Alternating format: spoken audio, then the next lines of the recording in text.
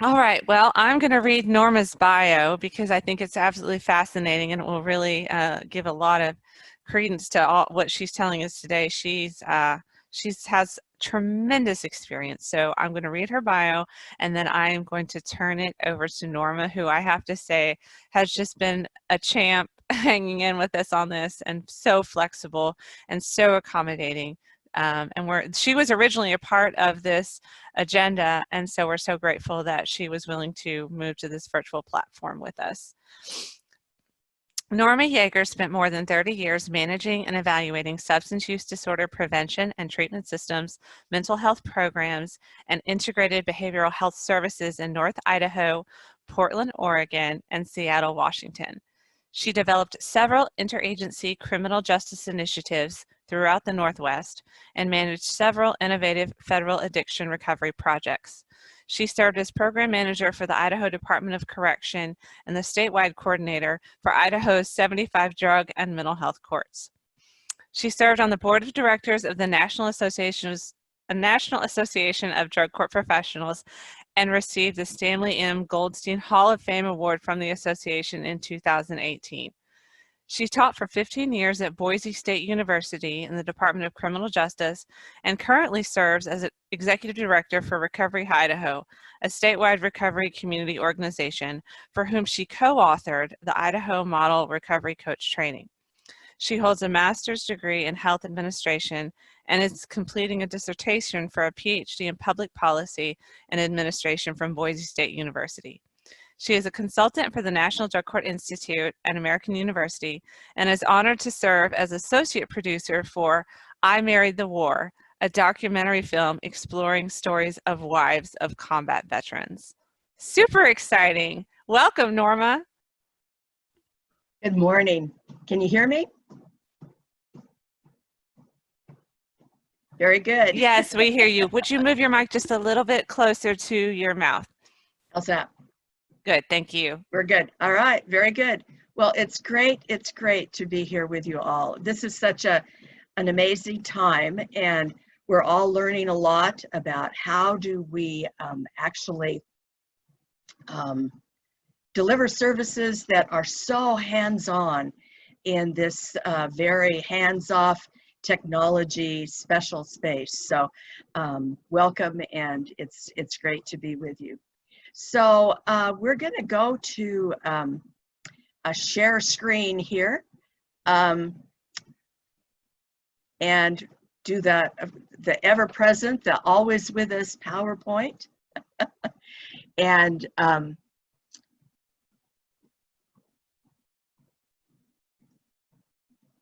very good. So there it is. We're going to talk about understanding and applying risk and need and responsivity principles. But before we really launch into the meat of this presentation, I want you to join with me in a kind of a particular exercise. I want you to trying to change the slide here. The arrows on your keypad.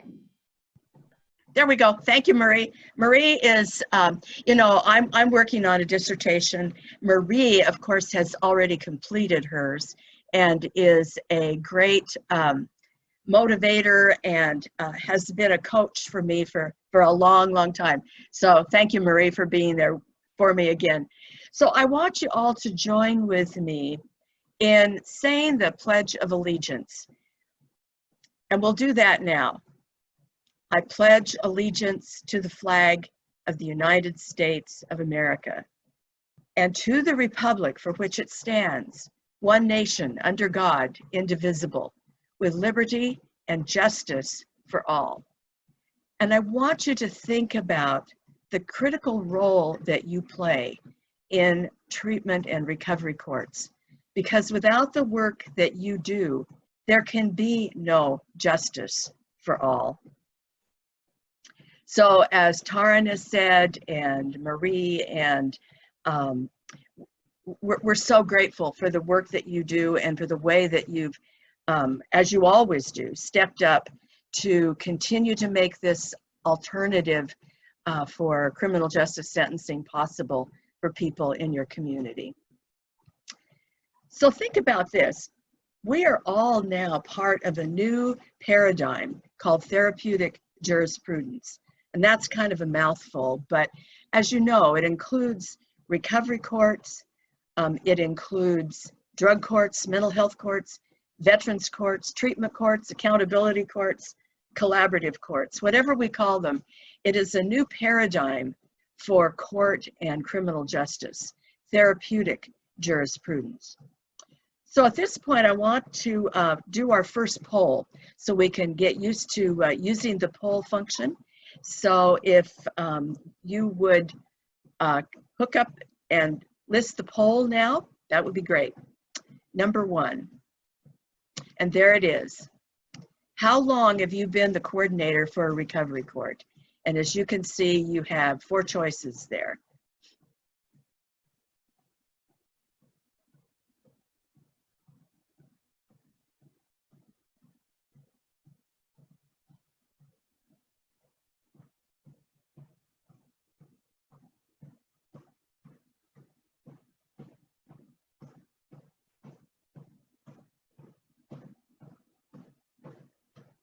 So Jenna, are you the one managing the poll? No? When it looks like people have voted, let's go ahead and see if we can see the results. Jennifer's manning our poll today, Norma. Jennifer, thank you, Jennifer. Aha. So over half of you have been doing your work for over 5 years, and that is really remarkable. There are 14% of you less than 1 year, and the rest of you in between. So thank you for sharing that information, and again, thank you for the work that you do. So I want to talk about risk, need, and responsivity, and about how drug courts are based on a model of services and interventions that are really based on a foundation of decades, truly decades, of criminal justice research. And through this research, we understand some particular important principles. We understand assessment, the importance of using validated screening and assessment tools to understand our participants. We understand the importance of treatment planning that is based on the principles of criminogenic risk, of need, and responsivity principles. We learn that it is important to use evidence-based interventions. This includes manualized cognitive behavioral and other evidence-based approaches. We know that drug courts are firmly utilizing behavioral approaches, which means that we employ certain and consistent responses to the behavior of the people that we're attempting to change their behavior. Collaboration. Drug court is very much based on the importance of obtaining the buy-in and the communication with key stakeholders in the criminal justice system. So back in the 70s, a researcher by the name of Robert Martinson gained amazing prominence in citing prior research and claiming that nothing works in the rehabilitation of offenders. So Martinson looked at a wide range of studies that had been done on various types of approaches to criminal justice. And even though he actually never said nothing works, what he did say got sort of shorthanded to nothing works. This came at a time when our nation was in real turmoil. I guess we can identify with that now. It was during the Vietnam War, it was during the civil rights, early civil rights era, and it was a time of divisiveness in our country. His idea and his research originally published in a fairly obscure place kind of became a major piece of intelligence for many people who felt that the criminal justice system was not being effective.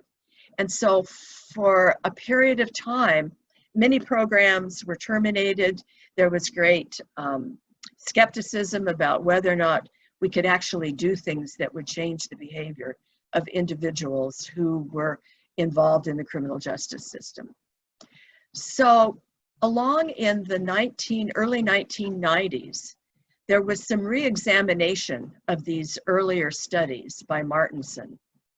And they reviewed the research that he had looked at. They reviewed it in a different way. They did some different analysis, and they were able to also look at research that had happened since his earliest work. And what they said, and particularly some Canadian criminologists, found that it's not correct to say nothing works. What they found is what works and what works for whom. Some things are effective for some people, some things are not. And that led to a whole change from nothing works to what we have come to call what works. So what does work? Well, it was identified as the risk, need, and responsivity, or RNR model. Assessing risk tells us who to target, who to work with, who to look at, who to apply our interventions to. Need, the N in the RNR, tells us what it is that we need to do, what to address with those individuals. And the final R, and one that sometimes gets short shrift, responsivity, tells us how to do it. And we're coming to understand that how we do it is important, along with what we do and who we target for our interventions. So RNR, risk, need, responsivity. Why do we care? Well, for one thing, we are all stewards of scarce and valuable public resources. The things that we spend money on are things that otherwise would not have funding, and when we spend money on those things, we can't spend it on other kinds of services. So these are important and are very precious public resources. We're also stewards of public confidence.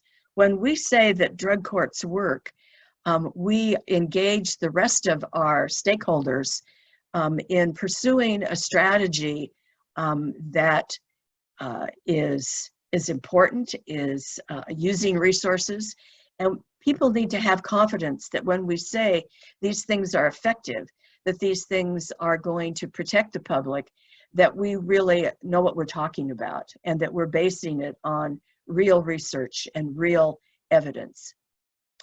First, do no harm. The foundation of medicine also applies to us.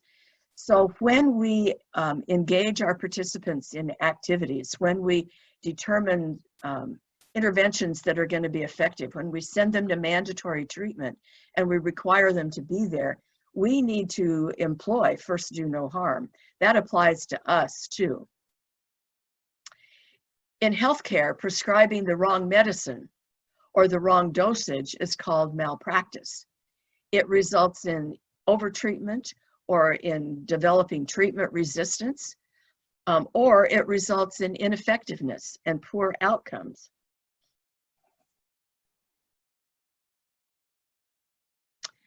So let's talk about risk to begin with, the first part of RNR. Risk tells us who to target. In the early days of drug courts, because drug courts really were the first recovery courts that were modeled, we kind of applied it to everyone.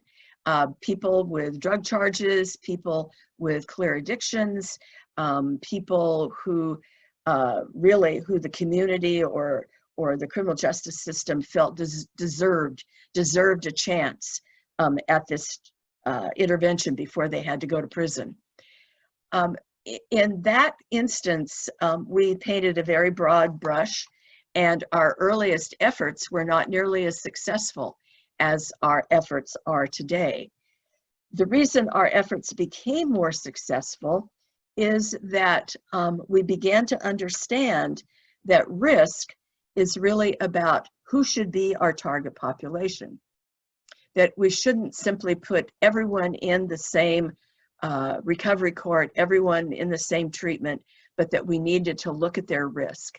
And we all pretty much have learned to understand that drug court as an evidence-based practice is an evidence-based practice for a particular population within the overall criminal justice population. And that is the individuals that we have identified as high risk and high needs. Now, we can address other individuals within our court system, but they require a somewhat different approach. And we've come to understand that it is important not to mix high-risk individuals with low-risk individuals, and that it's important not to put low needs, individuals who really are not severe or moderate substance use dependent or with a substance use disorder, in with people who are severely substance use disordered. We know about the quadrant model, and we'll talk about that a bit more as we go along, but understanding that the recovery court model in its kind of full court press was designed for individuals who are high risk and high need. If you look at the upper left-hand side of this quadrant, we see that these are individuals who require close supervision, they require treatment, they require something called pro-social habilitation. When we talk about addressing things like criminal thinking and behavior modification, we're talking about pro-social habilitation. These are people in this population that were never really experienced positive parenting, never experienced a successful education, never really learned how to get along with others without aggressiveness. And so pro-social habilitation is a critical part of treatment for the individual who is high risk and high need.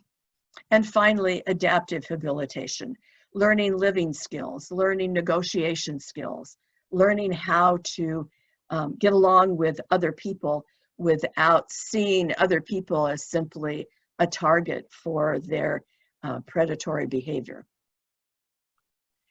So when we talk about risk, we're talking about criminogenic risk.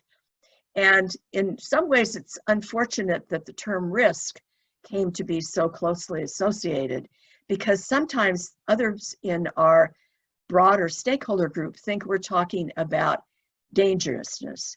And we're not talking about dangerousness. We're talking about criminogenic risk, which is the probability that an individual will commit a criminal act, or in our case, reoffend and be a recidivist and commit another criminal activity. High-risk individuals will demonstrate the greatest reductions in recidivism if they're placed in a highly structured, intensive program like drug court or treatment court or recovery court, mental health court. It's important to realize when we think about do no harm that if we place a low-risk individual in this kind of intensive intervention, this intensive treatment milieu, this high level of supervision, what we're more likely to get is an increase in their recidivism rather than a decrease in their recidivism. Obviously, spending precious public resources to deliver a high-intensity intervention to someone who's low risk and experiencing that their recidivism actually increases, that's not a good deal for public policy. So high-risk, high-need individuals belong in our intensive intervention that we refer to as recovery court. And low-risk individuals or individuals who are low need, who are not significantly substance use disordered, need a different intervention. And we think about that quadrant model, we realize that there are interventions that are appropriate for them, but the full court press of recovery court is not the effective and is not the appropriate intervention. So what are these criminogenic risk factors that when we see them in our applicants for a recovery court that are most likely to be associated with further recidivism, with criminal further behavior? So the criminologists that I mentioned earlier who were associated and who really championed and developed the RNR model, the risk, need, and responsivity model, were able to identify what they called the big 8 criminogenic risk factors. Now, how did they get to that? This is something that was called an actuarial risk assessment. An actuarial means that just like your car insurance, if you are fortunate enough to have a teenage driver in your family, then you've come face to face with actuarial risk assessment for determining what your automobile insurance should be. If you know individuals with DUIs on their record, if you know individuals with high points against their driving record for speeding, for reckless driving, you know that they're going to pay higher car insurance rates than all of you who are clearly pro-social, careful, law-abiding citizens. It was the same thing with criminal justice research. They were able to look at a huge volume of background information on individuals with criminal justice histories, and were able to extract from that what those factors were that determined that their risk for recidivism was greater than others within the criminal justice population. We know that when you think about all of the people going through the court system, that there are people who are there on a first offense, who were unfortunate enough to be in the wrong place at the wrong time, or maybe with the wrong people, that their risk factors are very different from individuals who have a history and a lengthy history. And so these big 8 criminogenic risk factors are the ones that are most associated with, when we do risk assessment, of determining whether or not someone is high risk, medium risk, or low risk. A history of antisocial behavior, beginning at an early age in a variety of circumstances. So one juvenile record of shoplifting is certainly not the same as a history of many different kinds of criminal justice involvements as a juvenile. Antisocial personality pattern. Antisocial cognition, there's our criminal justice or criminal thinking, and antisocial associates. Individuals that hang out with others who commit crime are more likely to get involved in crime themselves and more likely to be repeat offenders. That's why we carefully identify who the associates of our recovery court participants are, and we tell them to stay away from those folks. Another piece that's important in that is not only having antisocial associates, but being isolated from pro-social individuals. That's where mentor programs and other kinds of recovery coaching from people who are in recovery can be so important. These are people that we're dealing with often who really have never had many pro-social friends or associates.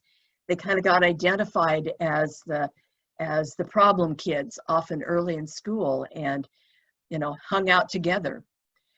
The next group of risk factors include family and marital factors, being involved in a family of origin where criminal behavior was modeled and pro-social behavior was not modeled or rewarded. School and or work status. whether or not someone's got a fairly stable employment history, whether they've completed high school or other education, their leisure or recreation skills, people that really have no other recreational skills other than drinking or drugging, and committing various kinds of crimes. We understand that people in our target population get a thrill out of some of their criminal behavior. They get a high from it. And so helping them to develop other kinds of activities that they can learn to enjoy and find rewarding is an important part of what we do. And finally, substance use disorders, particularly of a severe nature or moderate nature, and particularly illicit drugs. Alcohol is certainly a fueling for individuals, but was not found to be quite as associated with criminal risk factor as other kinds of drug use.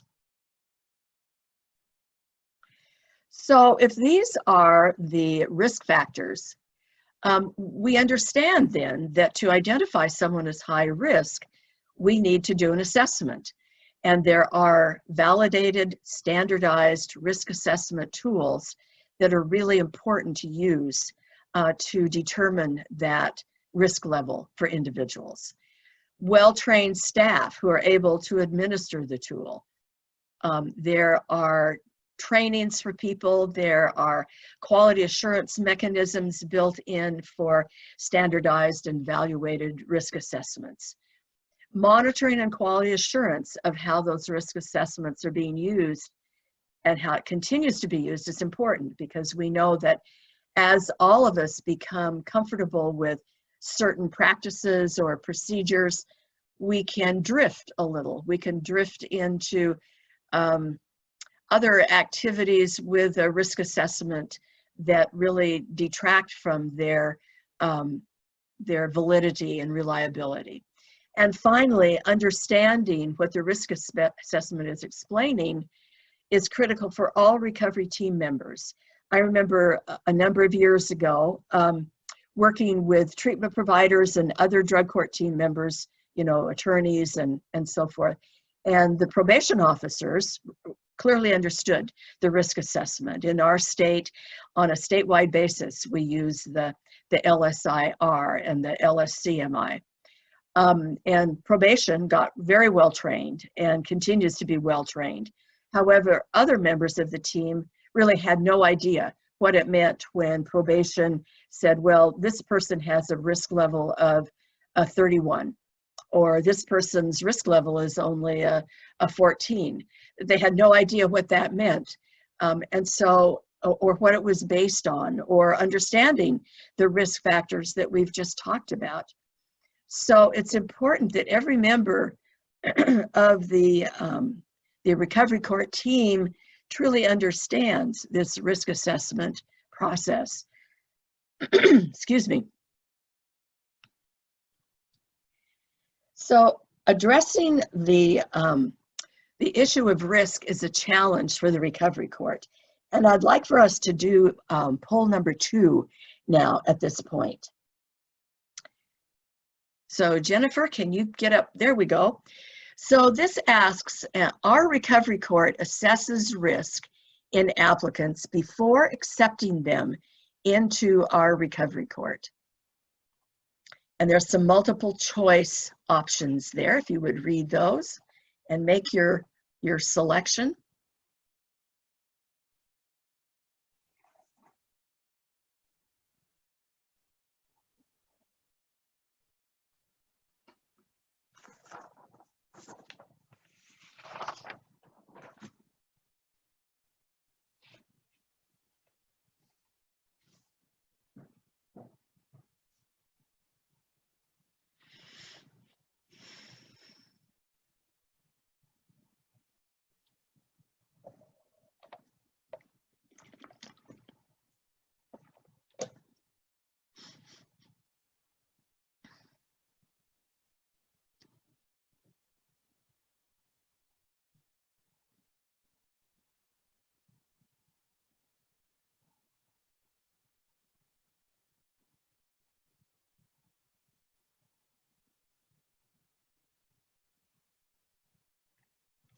Look at that. That's fabulous. So 80% of your recovery courts are using your state's established risk assessment instrument. Some are also using a nationally validated instrument, and some are still using sort of maybe the gut check from experienced criminal justice professionals who will tell you, I know a high-risk person when I see them. And so 80%, that is a great result.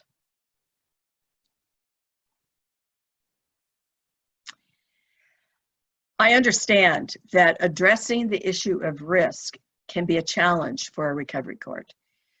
Recovery courts are part of the larger criminal justice system, and there are many pressures affecting each of your courts about who is referred, or in some cases actually directed to the recovery court. In some states, all offenders in a certain category get directed to the recovery court. That's where understanding the quadrant model and understanding the risk of each participant and making sure that you're able to match their risk level with the appropriate level within a recovery court overall. There are many pressures affecting who will be accepted into the recovery court. In our state, early on, and even to this day in some jurisdictions, the prosecutors had certain ideas about who was appropriate and who wasn't.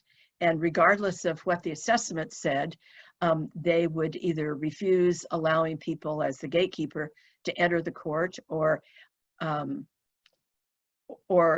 allow certain people to become a part of the recovery court who didn't necessarily meet the appropriate target population.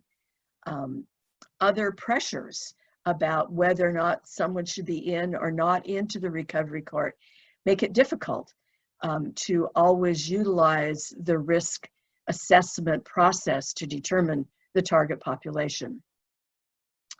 However, what's important is to understand that when you mix individuals with varying levels of risk in one recovery court, that is ineffective and potentially harmful, and I would say unethical. To put a low-risk person into a recovery court with high-risk individuals and a highly structured intensive intervention is likely to do harm to that individual, likely to increase their recidivism risk, and all of the criminal justice sanctions that apply when someone is unsuccessful in a recovery court. So we've hopefully helped you to understand how assessing risk is critical to knowing who needs to be in your recovery court, who should be admitted, and how to address if an individual doesn't meet that target population, what options you have in terms of developing tracks or developing alternative models for them. So now we're going to talk about need. We've assessed risk. We know that someone is high risk, but not all high risk individuals are the same. And so the perennial cookie cutter approach paradigm or analogy is that we need to know not only who we need to be dealing with, but what we need to be doing for those individuals.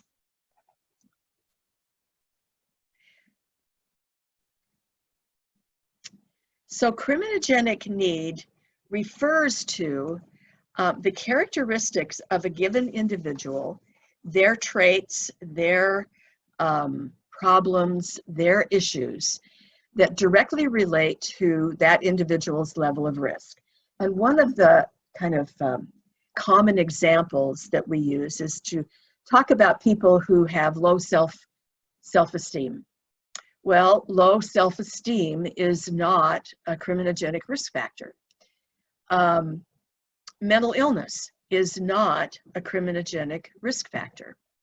So understanding what the needs are that are part of this person's profile that made them high risk helps us to know what it is that we need to target in our treatment and in our interventions. So needs break down into two categories. There are what we call static needs or static risk factors and dynamic needs or dynamic risk factors. Static needs cannot change. A static risk factor and need is a prior criminal history. You can't change your prior criminal history. A dynamic need, however, can change, and those dynamic needs are the ones that we need to be targeting with our treatment, that we need to be targeting with our behavioral approaches, our understanding of sanctions and incentives. Individuals that come to us have many, many needs, but not all of those needs are criminogenic. And addressing those non-criminogenic needs will not change their recidivism. The interventions that we provide must match the individual's particular criminogenic needs. If, for example, which is not likely, but if we were to have someone in our court who was not substance use disordered, providing substance use disorder treatment would not be helpful for them. We'll talk about elements such as, when we talk about responsivity, such as trauma, dealing with everyone around trauma issues may not be appropriate if some of our individuals don't have a particular trauma profile. One size does not fit all. We typically early on in our recovery courts tended to have the same treatment, the same court sanctions, the same approach for everyone. And we understand that dealing with people who are high risk, who have different needs, means that we need to tailor our approaches to the extent possible to meet those needs. High-risk individuals will not likely achieve a reduction in their recidivism unless we deal with at least 4 of their assessed criminogenic needs. So that means we need to deal with their criminal thinking. We need to deal with their substance use disorder. We need to deal with their criminal associates. And we need to deal with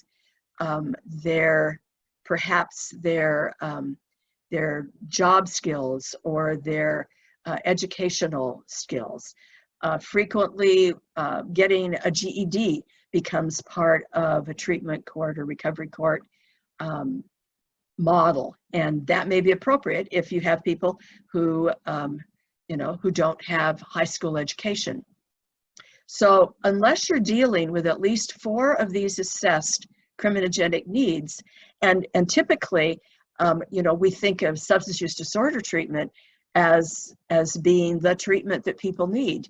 Well, if that's the only treatment they're getting, that's not likely to change their recidivism unless you're dealing with those other pieces of their criminogenic need patterns. So I want to go back just quickly to our risk and need quadrant. Certainly, when we talk about individuals who are high risk, high need, they're going to require close supervision. They're going to require treatment designed to address substance use disorder and any other clinical factors that may be present. Pro-social habilitation, criminal thinking interventions, and adaptive habilitation. Living skills, things that help them, improving their socioeconomic opportunities. It may include, family counseling, marital counseling, improving relationships. As you can see in this quadrant, so if someone is low risk, they're going to need treatment. They may or may not require pro-social habilitation if they're low risk, and they may or may not require adaptive habilitation. When we talk about DUI courts, some of our fairly high functioning participants may actually be low risk. They need treatment. They may or may not need pro-social rehabilitation because through their DUI experiences, they may come to view themselves as not criminal. You know, they're just alcoholics and they just drive. They need to have enough pro-social rehabilitation to come to recognize the risk that they are imposing on the rest of the world through their behavior. And they may or may not, low-risk individuals may or may not require adaptive habilitation. So you can see how if you have multiple risk levels, then you have a need to have multiple intervention levels as well. Phase structure. So it's not only what needs to be addressed, but when you need to address it. And I would call your attention to the treatment court, adult drug court standards published by the National Association of Drug Court Professionals. And in their standards and in their training, which many of you have had,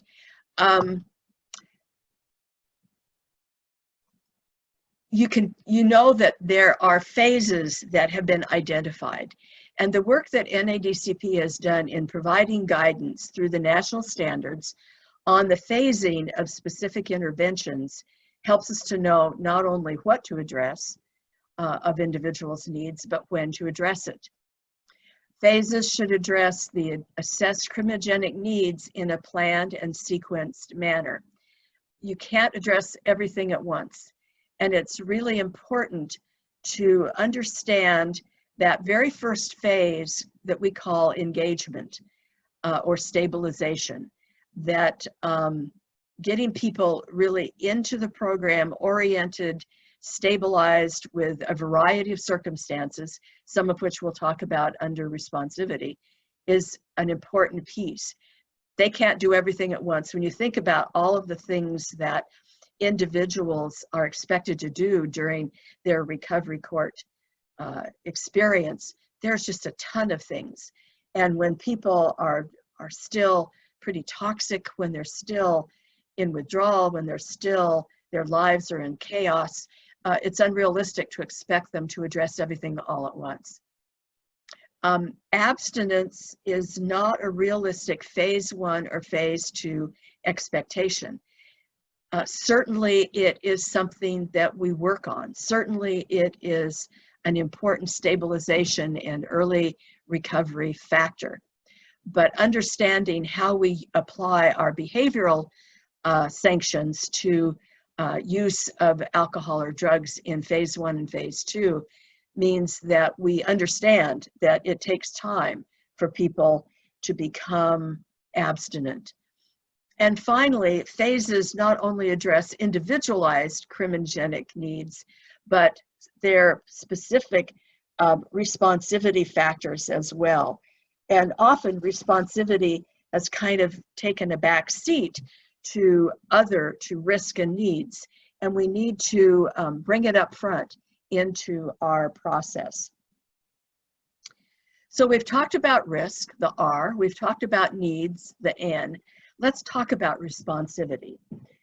Responsivity tells us how to apply the interventions that we've determined are important for people to address in order to change their criminal behavior and to avoid recidivism.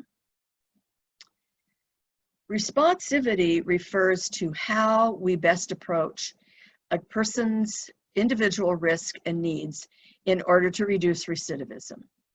There are two kinds of responsivity elements. General responsivity focuses on the most effective types of programs, using evidence-based practices, for example, and how programs are delivered. Specific responsivity, and so general responsivity is how we address everybody in our recovery court, how we design our programs, how we deliver our sanctions and incentives, how we relate to people, how we engage people in our court process. Specific responsivity focuses on the individual and their particular characteristics, issues, and needs.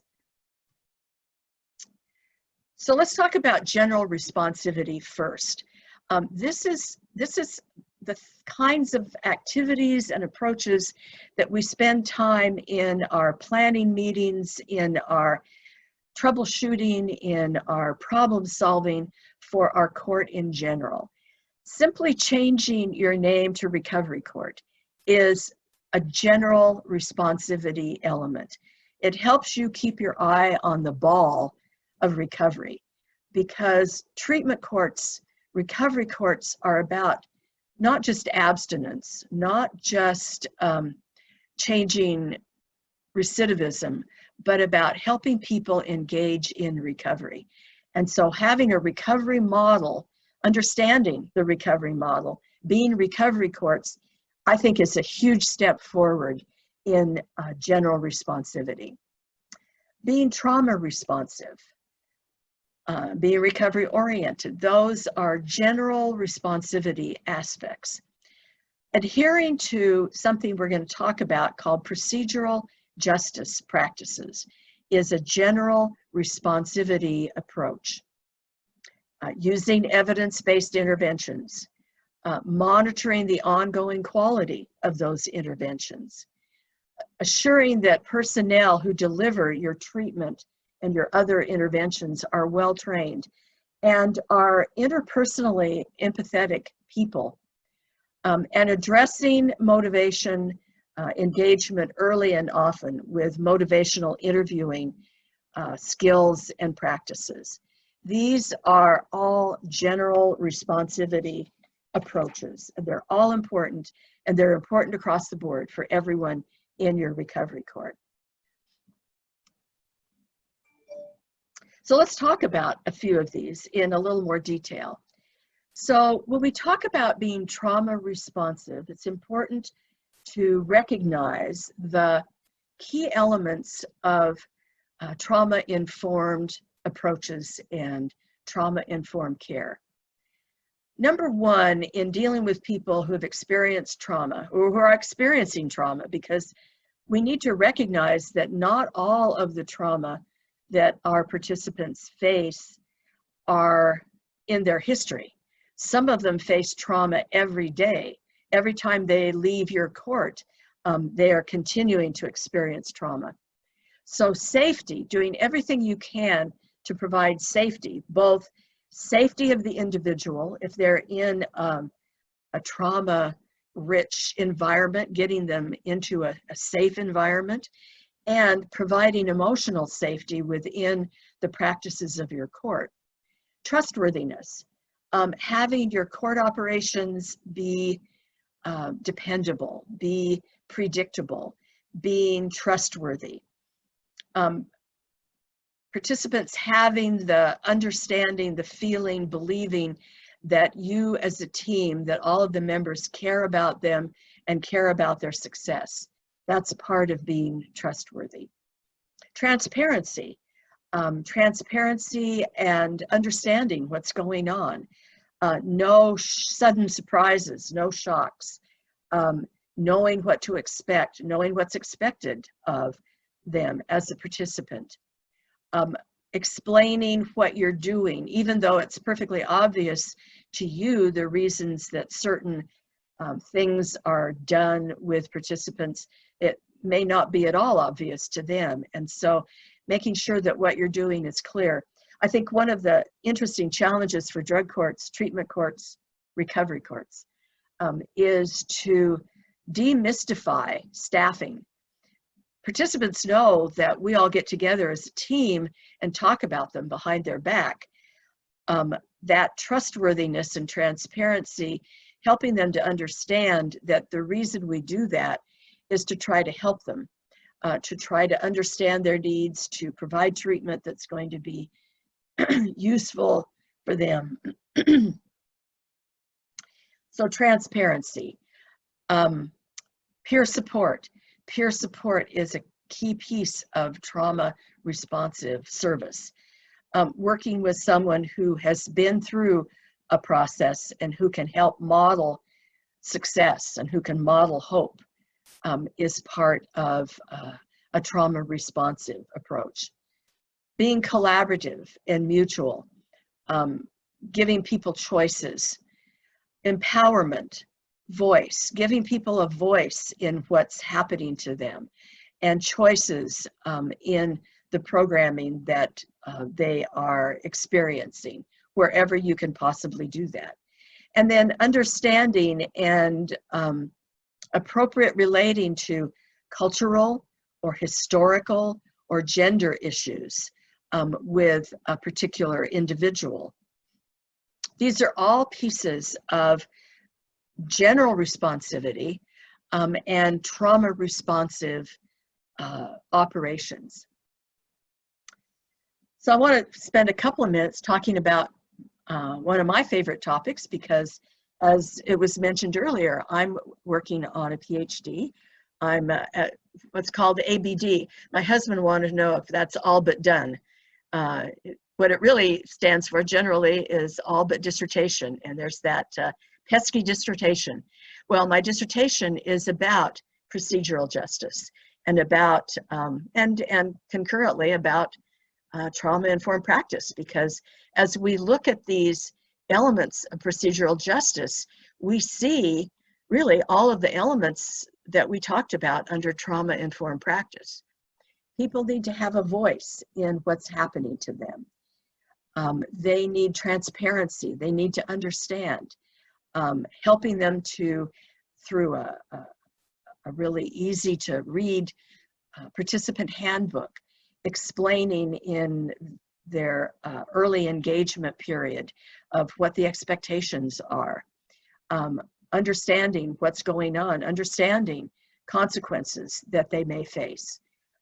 It's interesting, in some of the interviewing that I've done with participants, they really kind of had no idea quite what they were getting into. And of course, part of that is that at the time they entered the recovery court, their main consideration was perhaps getting out of jail or having their record not reflect a felony offense. And so that was uppermost in their mind, and all the other great explanation that may or may not have gone on, they don't remember much of that. So repetition of expectations so that people are really clear about what's expected of them. Respectful treatment and being treated with dignity. There's a great book, and the title of it is Dignity. And I recommend it highly because it helps us to understand that while individuals that we interact with in recovery court may or may not be, have done things that we respect, every person is entitled to being treated with dignity. I often say that if you want to know what that looks like, look at a few episodes of Judge Judy. Judge Judy is the exact opposite of what all of this is about. If you want to know what procedural justice is, it's all of the things that Judge Judy doesn't do and virtually none of the things that she does do. There's a great judge now that we're home and television is somewhat more a part of our lives these days. There's a judge who does a show called, I think it's called Caught in Providence, and he deals with a lot of low-level misdemeanor offenses. But this judge is a perfect example of, in Providence, Rhode Island, a perfect example of procedural justice. He treats people with dignity. He listens to them. He obviously cares about them, wants to know about them, gives them voice, and explains everything that is going on in his court. So now let's talk about specific responsivity. This is the responsivity element that differs from participant to participant. It's after we've done everything that we can to provide an overall milieu that is responsive to individuals that are in our court, then individual differences and individual characteristics come into play. Learning style, you know, we've all heard about people who are visual learners and people who are auditory learners, people who are kinesthetic learners. And a recent presentation I was at highlighted the high level of kinesthetic learners among at least the incarcerated population. And so I would suggest that it's true for our population. These are people that kind of learn by doing. They learn through the modeling that other people provide. They learn through practice. And so understanding learning styles of people, understanding their temperament. Some people will do well in a fairly confrontational group setting. Other people who are highly anxious are not going to do well in any group setting and may need a lot of individual treatment. Gender differences. We know that males and females respond to different kinds of approaches and respond in different ways. When the basic needs of an individual for food, shelter, safety have not been met, we understand that being able to experience more advanced levels of treatment or intervention are likely to not be particularly effective. Relationships. Someone in relationship with another person who continues criminal behavior, who continues substance using behavior, who is abusive. Those are elements of responsivity that we need to understand and attend to. Then we come to both mental illness and trauma.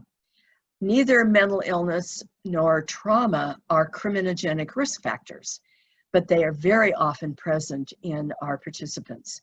And so they are important responsivity factors about how we engage with these individuals. And finally, motivational status. And I don't run into it as much. I used to do a number of site visits around the country with recovery courts. And often I would hear in interviewing team members that they were looking for people who were ready to change their lives. That was the kind of individuals they wanted in their treatment court. Well, motivational status is something that you get motivated as you begin to change your life and you begin to see that your life can be better.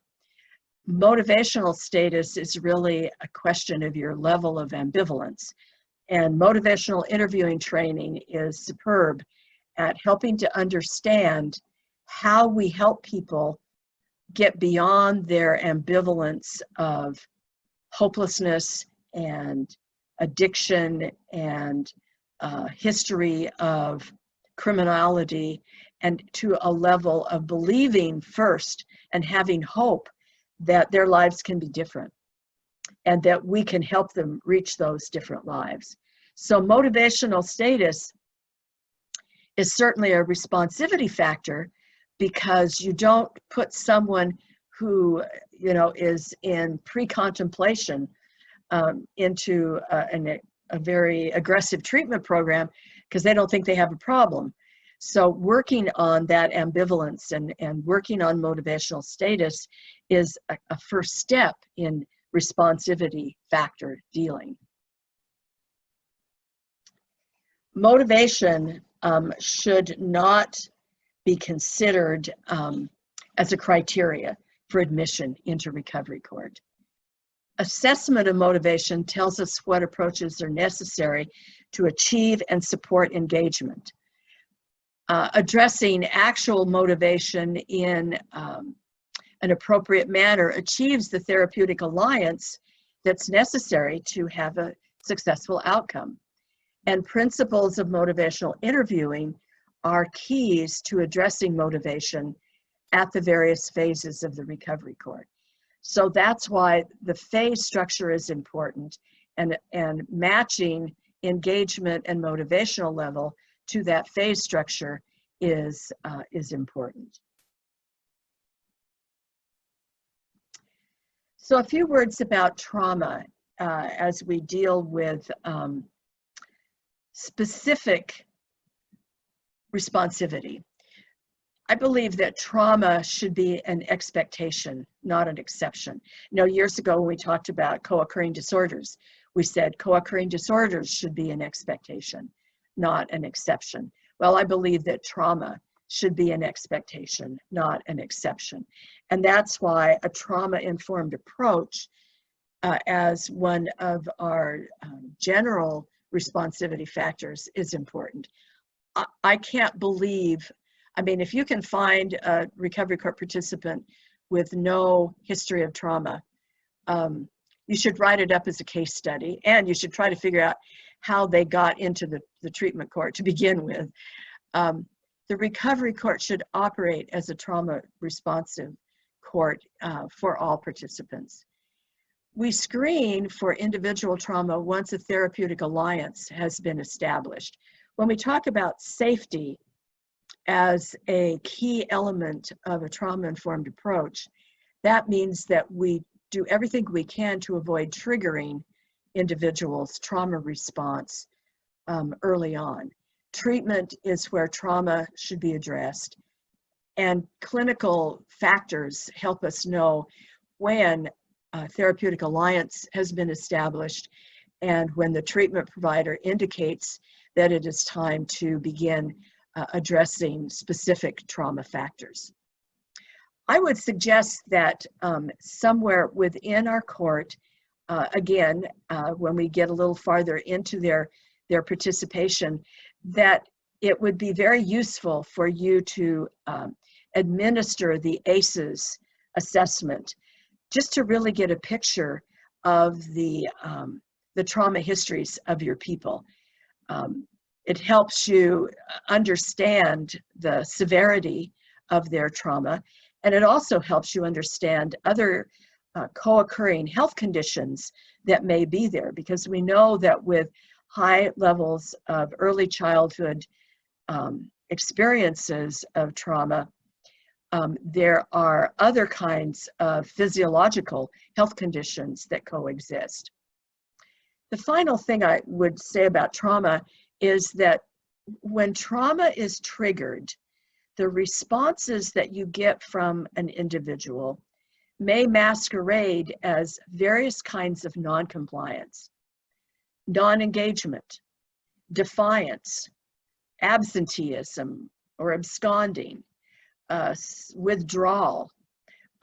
Those may be indicators that individuals are experiencing a triggering of their trauma response, and you need to consider that as one of the elements and look at what's going on in the court as well as what's going on with the individual in determining what your appropriate course of action might be. Recovery courts seek behavior change in their participants. This is obvious. The goal of recovery courts is recovery, not just abstinence. It's not just compliance. The goal of recovery courts is recovery, not just non-recidivism. And recovery is long-term behavior change, not short-term compliance. Let's look really quickly at behavior change approaches. So there are two approaches to changing behavior. One is the behavior management approach, and that gets you compliance. The focus is on what not to do. It seeks immediate or short-term change. It emphasizes punishment, and it lasts as long as there is monitoring and external management. So obviously we use behavior management techniques early on. We need people to show up. We need people to not break rules. We need people to come to treatment. We need people to not engage in associations that have been denied to them. And obviously, we want compliance, and punishment is an effective way in the short term to get that compliance. But thinking of behavior management as the sole strategy and the ongoing strategy means that we're not likely to get to recovery. We want behavior shaping as our fundamental long-term approach, and that means gaining an alliance, not just compliance. In behavior shaping, the focus is on what to do. It seeks long-term change and emphasizes rewards, both the external rewards that we give, that we dole out, whether you use a fishbowl or candy bars or the very important external reward of praise from the bench or from team members. We're really waiting for the time when intrinsic rewards begin to shape behavior and begin to result in longer term and internalized change.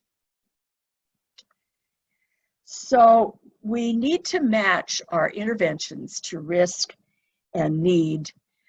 We need to, in order to do that, we need to know what that risk is. We need to know what the needs are.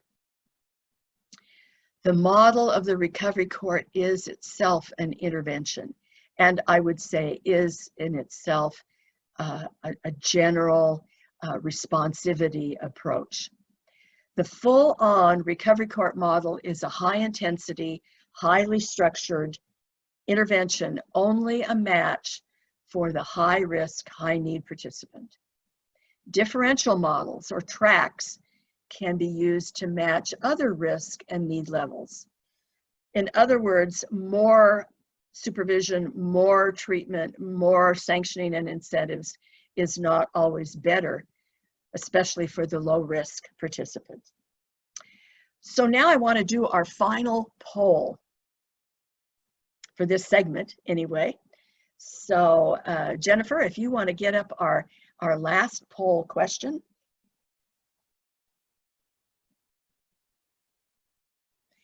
In targeting and accepting potential recovery court participants, you've got some choices there.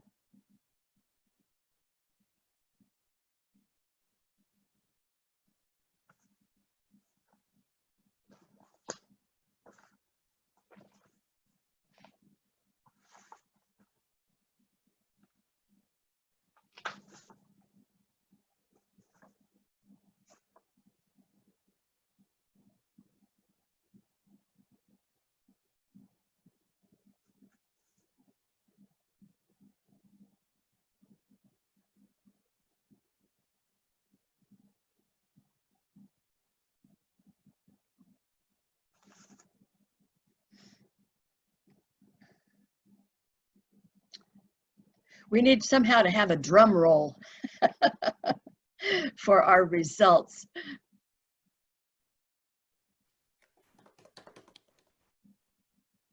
Look at that. You guys are awesome.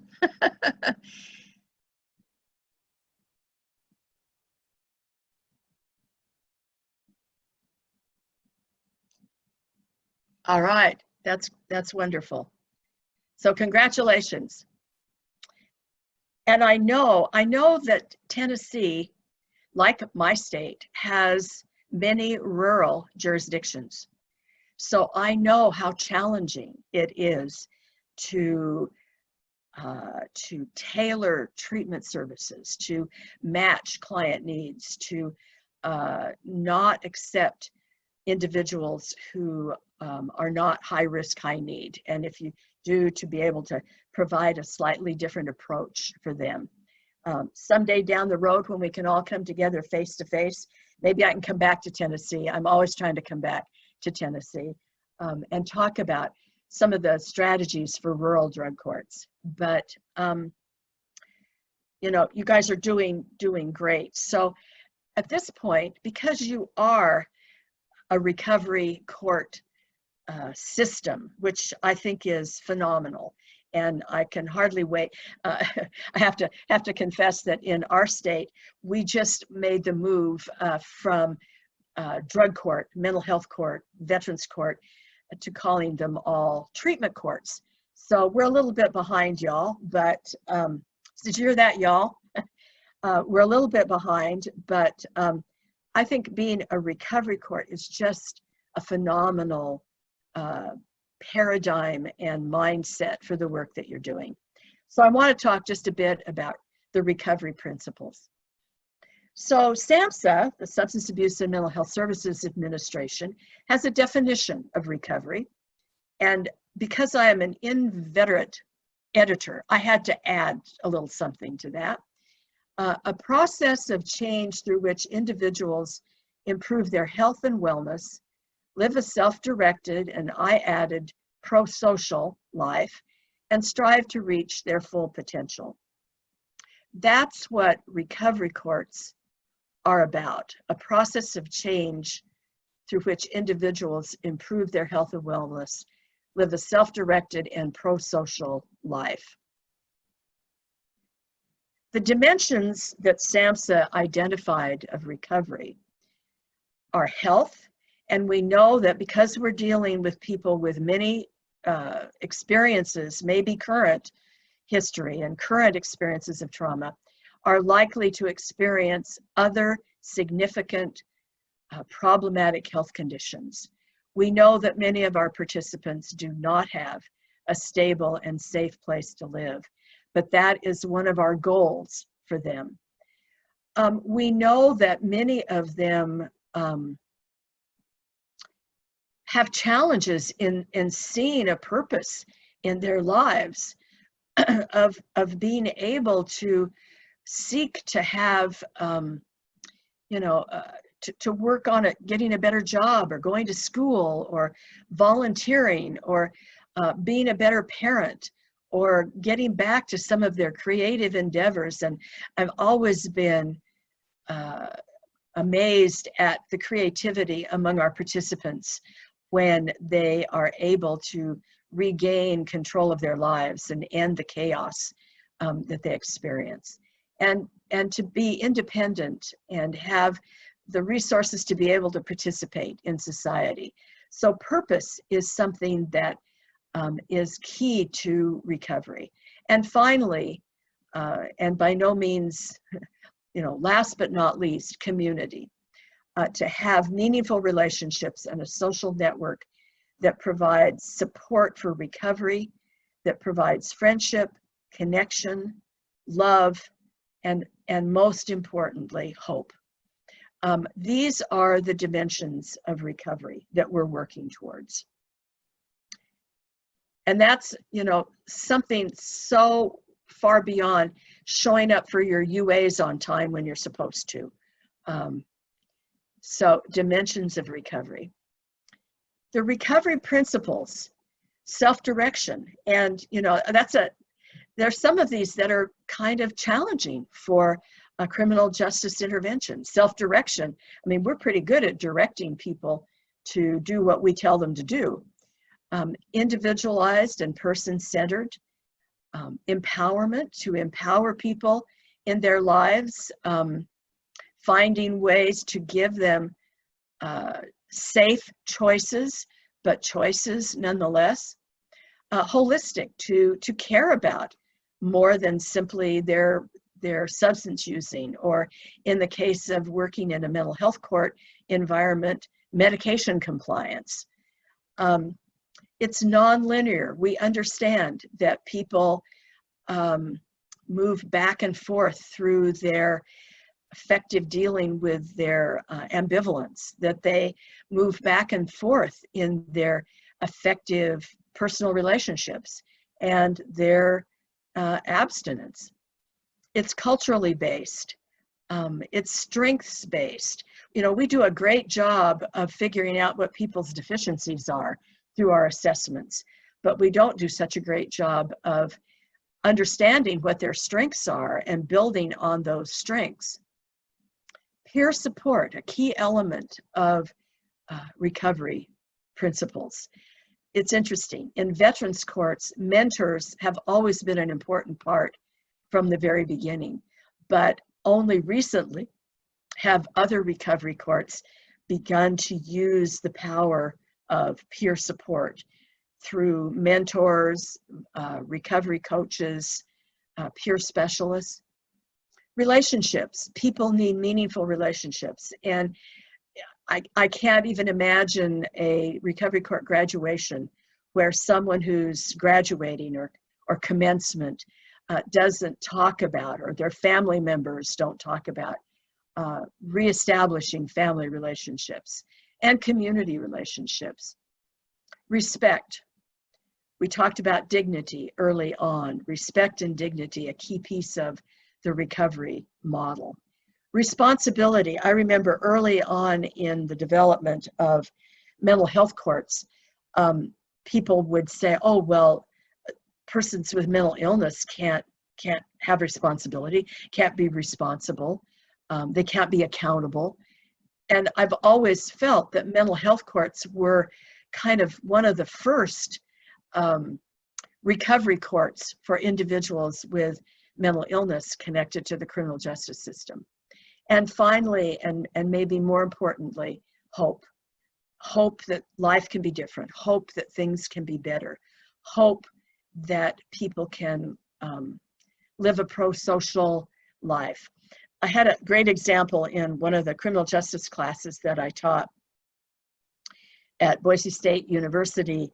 I had a segment in which individuals who had left prison and who were living in the community and who were doing well would come and talk about their experience.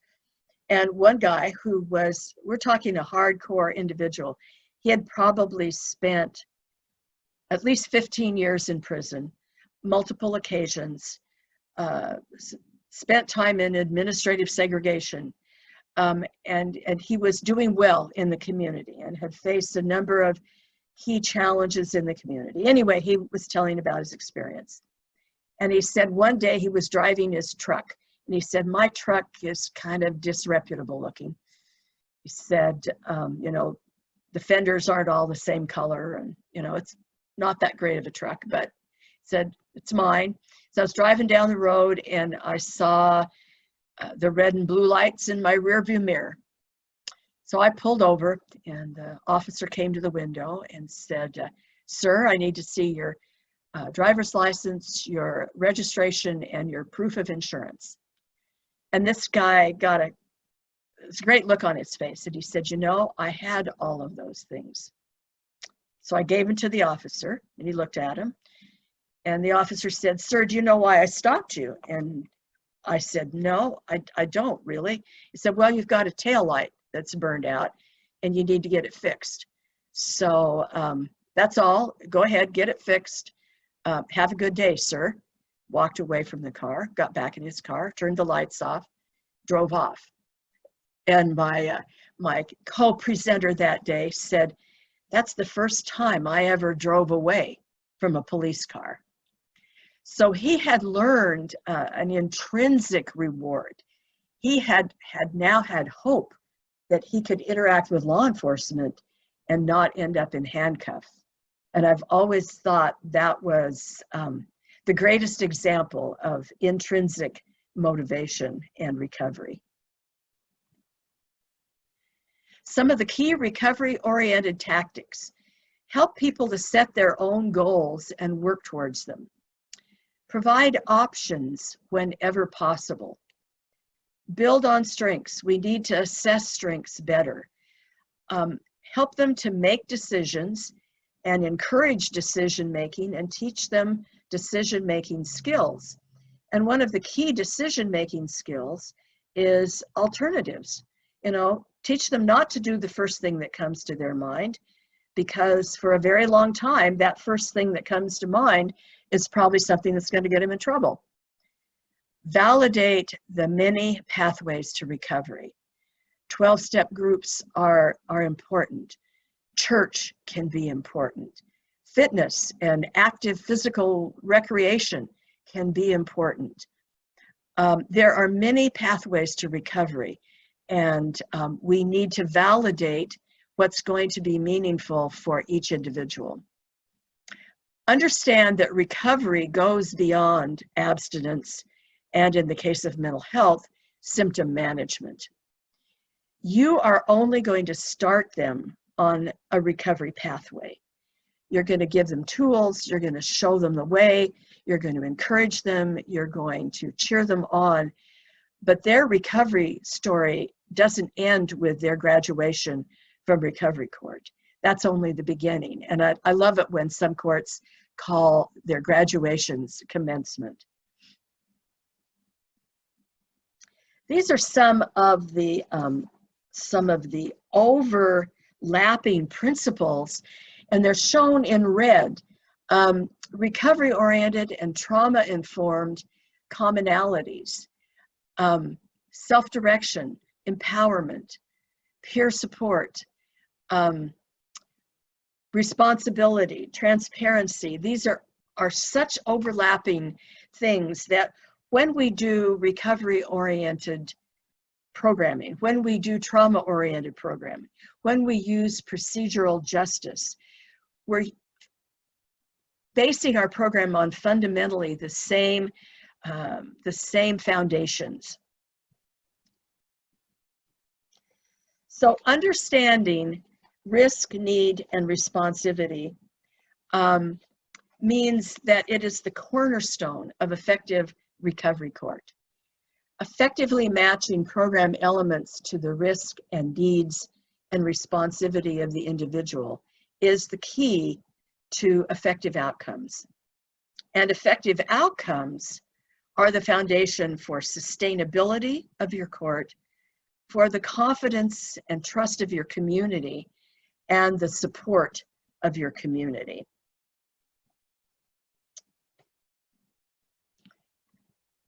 So there you have it. Risk, need, and responsivity. Why we care, why it's important, how we do it, who we treat. And I think we probably have, before our break, a few minutes for some questions. I don't know whether, Jenna, whether you've been getting questions from anyone, or whether the question and answer is open now, but we can take questions. Yes, hi Norma. Yes, the question and answer is open. We have the Q&A as well as if anyone as a participant wants to raise their hand and be called on, you can do that way, but we'll start with what questions are in the Q&A. So Jenna? Hi, everybody. We have one question from Brad, and it is, when do you believe it is appropriate to override the risk assessment results when risk assessment shows low or moderate risk, but the team believes the applicant needs recovery court?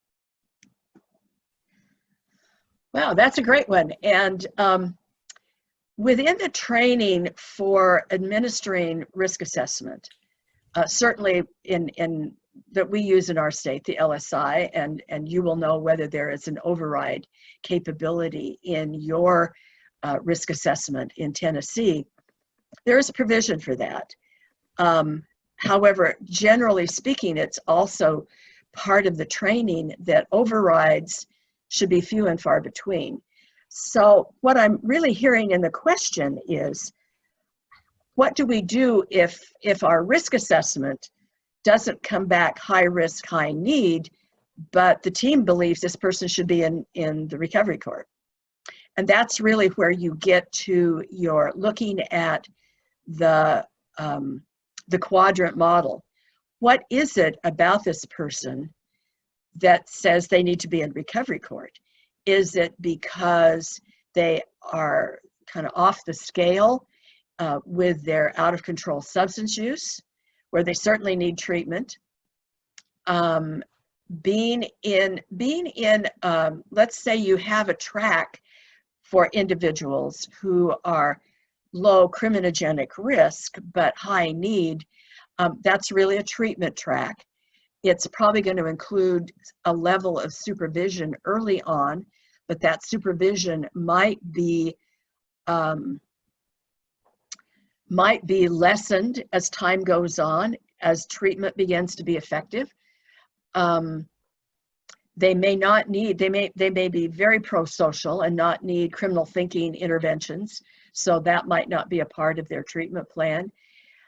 If you can't do tracks, maybe you can, some courts meet weekly, but participants come every other week. And so perhaps your low risk, high need people come on the off week. Maybe they come at the 15 minutes early in your court calendar, or you don't necessarily want them, you want to deal with them first. But the problem with dealing with the low risk person first in the presence of everyone else is that your sanctioning and incentives may be administered somewhat differently. And then your other participants are going to play the "that's not fair" card. So somehow separating those individuals out, and it may be a matter of they're in the court, they may, one of the things that research says about low risk people is that they don't need to come to court on a regular basis. They only need to come to court if the judge needs to give them some individualized praise or scolding, but they don't need the structure of the every other week or frequent court appearances that are so critical for the high risk individuals. So you can't really override the assessment. What you need to do is to tailor your court experience for the person that is outside the parameters of your risk assessment. Because if you don't do that, chances are they're going to make a whole bunch of new, not so pro-social friends. Their sanctions and incentives are going to be a detraction from other participants, and you'll do harm rather than do good. Thank you, Norma, for that great response. Brad, thank you. Great question. Do we have any other questions from the Q&A anyone would like to type, or I'm not